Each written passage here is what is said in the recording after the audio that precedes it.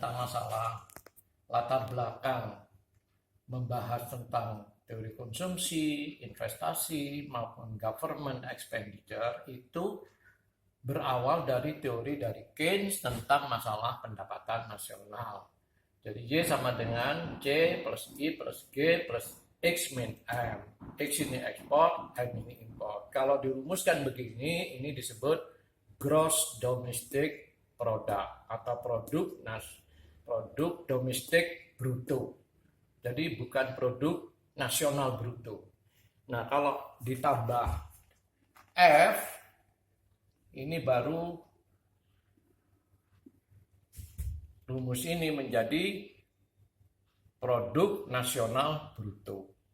Nah, F ini adalah pendapatan WNI di luar negeri dikurangi pendapatan orang asing di Indonesia. Nah, bagi negara yang sedang berkembang, nilai F ini akhirnya bukan positif tetapi negatif karena pendapatan orang asing di dalam negeri di Indonesia itu lebih besar daripada pendapatan WNA di luar negeri. Nah, ini sekedar latar belakang yang sudah saya jelaskan pada saat pertemuan pertama itu tanggal 9 hari Senin tanggal 9 Maret. Nah, kita akan membahas satu persatu dari rumus ini. Tetapi untuk ekonomi makro pengantarnya itu cukup sampai G. Jadi masalah ekspor import itu tidak diberikan kepada mahasiswa materinya itu karena waktunya tidak memungkinkan. Nah, diawali yang pertama yaitu tentang konsumsi. Konsumsi ini dirumuskan ada disebut C0 atau ada yang memberi lambang A, itu sama saja ya. Artinya ini memang kebutuhan dasar manusia, basic need. Nah, kemudian ditambah dengan MPC, marginal propensity to consume. Artinya MPC ini tambahan konsumsi yang diakibatkan oleh adanya tambahan pendapatan. Nah, nilai MPC ini antara 0 sampai 1. Tapi tidak mungkin 0, juga tidak mungkin 1. Sehingga di antara 0 dan 1. Karena kalau 0 berarti setiap ada pendapatan itu masyarakat tidak melakukan konsumsi. Nah, ini kan tidak masuk akal. Coba kalian aja, kalau dapat kiriman, kemudian dapat kiriman lagi, pasti konsumsinya ini keluarnya lebih banyak. Artinya uang semuanya itu tidak tambahan pendapatan, itu tidak semuanya disimpan, pasti keluar dikonsumsi. Oleh karenanya nilainya lebih besar dari 0, tetapi lebih kecil dari 1. Kalau 1, ini berarti tambahan pendapatan 100% itu dikeluarkan untuk konsumsi. Dan itu tidak mungkin. Karena apa? Karena Keynes ini selanjutnya memiliki rumus bahwa pendapatan ini dikeluarkan untuk konsumsi dan ditabung. Jadi harus ada tabungan. Berapapun besarnya, itu harus ada tabungan. Nah, sehingga nilai MPC ini antara 0 lebih besar dari 0, tapi lebih kecil dari 1. Nah, jadi mengerti ya, ini konsumsi. Satu contoh misalnya, kemudian ini Y. Nah, satu contoh sederhana, C itu sama dengan 10 misalnya, 10 miliar. 10 miliar rupiah. Ini kebutuhan dasar rata-rata suatu kelompok masyarakat misalnya di Kota Malang misalnya. Kebutuhan dasarnya itu.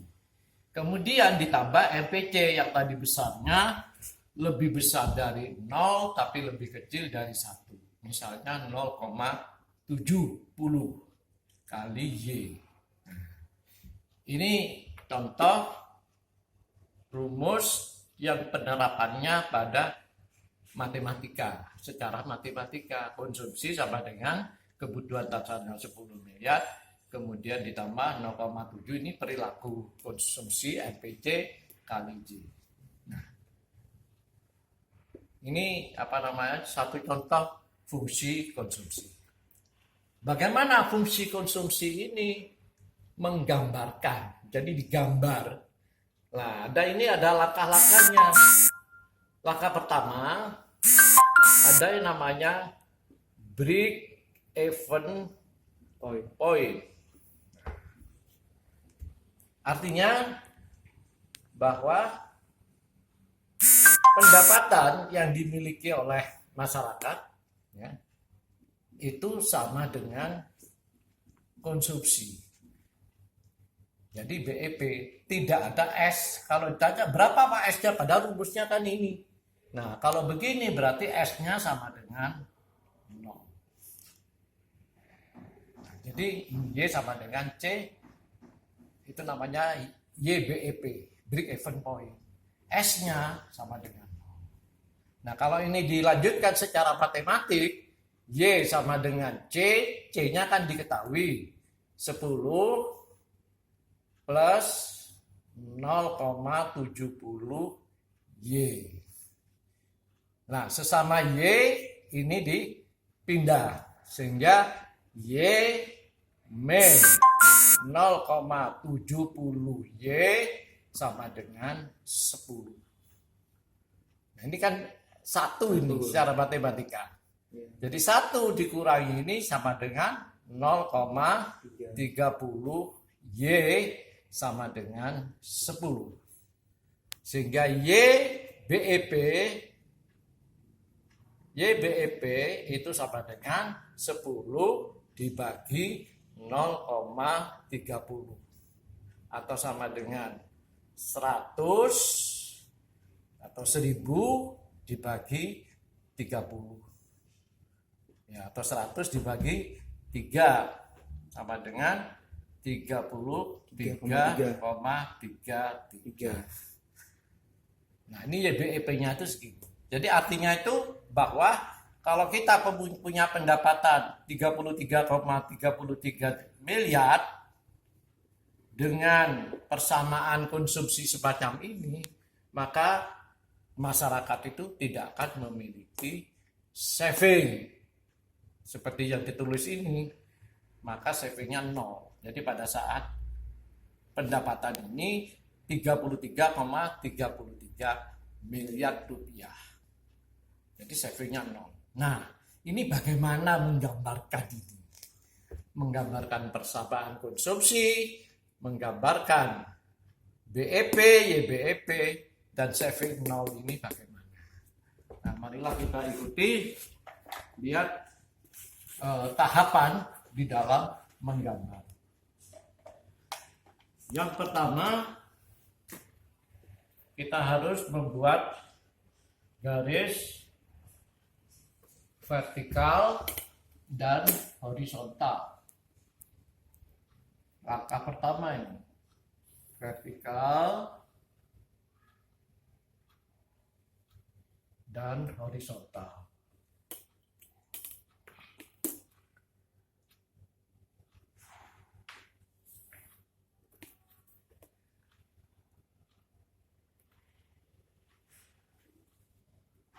Nah, yang horizontal ini 0,0. Yang horizontal ini menunjukkan garis pendapatan. Sedangkan yang vertikal itu menunjukkan garis konsumsi, kemudian saving. Kemudian dibuat garis batu scale line, ya. Ini garis batu scale line.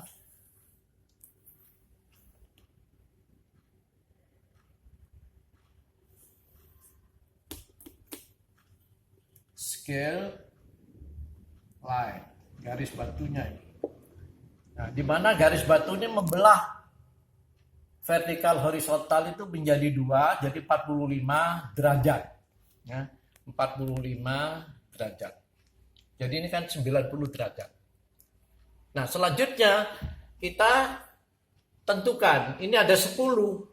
Angka 10 itu kan pasti di atas 0,0. Jadi misalnya di sini 10. Ini 10. Ya.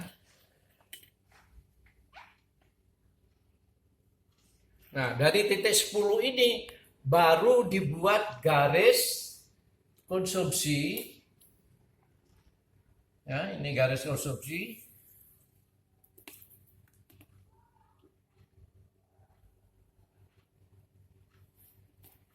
Garis konsumsi di mana sudutnya, ini sudut konsumsi itu, ya.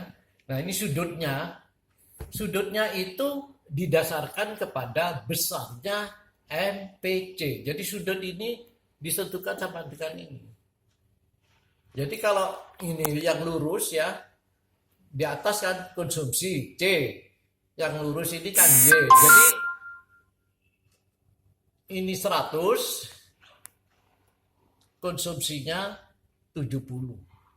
Nah, jadi ini 70, ini 100. Nah inilah apa namanya, sudutnya itu menunjukkan fungsi konsumsi C sama dengan 10 plus 0,70 Y.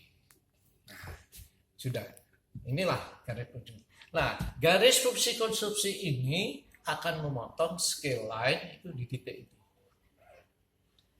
Maka kalau ini dibuat garis lurus, ini juga garis bantu, ya, lurus sampai memotong Y. Nah, memotong Y, kita tahu Y besarnya berapa? 33,33. Nah, ini kalau ini di sini, maka jelas sudah dihitung S-nya sama dengan 0. Nah, ini jadi S0 di sini nih, 0 angkanya. Ya.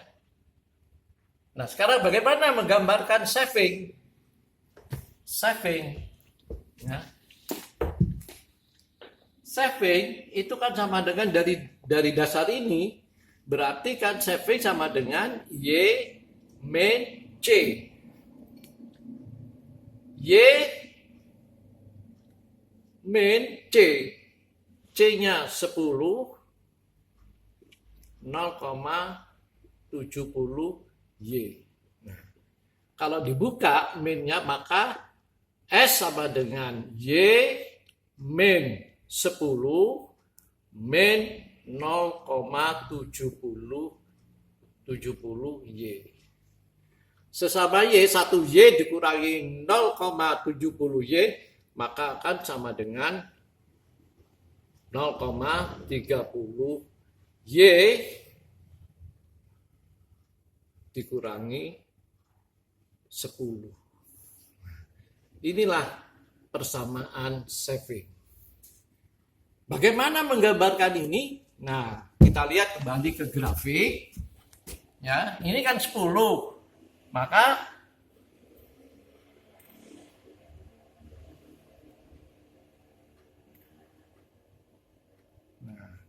Maka ini min 10. Jadi artinya besarnya ini dari 0 ke A, ini kan A kan? Atau C0, ya 10, ini min 10. Nah, dari titik min 10 kalau kita hubungkan dengan titik S sama dengan 0, maka ini menunjukkan